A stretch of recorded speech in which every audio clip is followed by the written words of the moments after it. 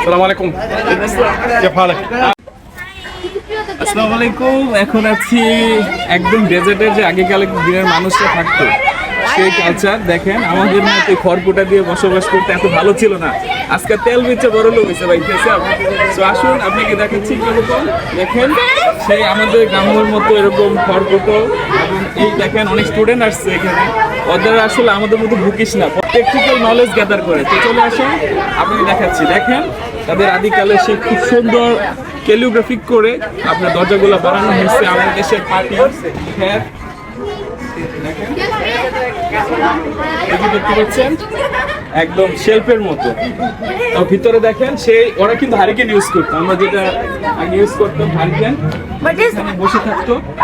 So এই যে এখানে এসে আপনি চিল করতো। তা আমারও খুব ভালো লাগছে এখানে এসে। দেখেন আপনার চারপাশ আসলে অত্যাধিক মনোরম। আমাদের মধ্যে কৃষ্টি কালচার ছিল বুঝছেন, কিন্তু আজকে তেল বেচে বড় লোক হয়েছে। আমাদের তেল নাই, তেল থাকলে আমরাও বড় লোক হইতে পারতাম।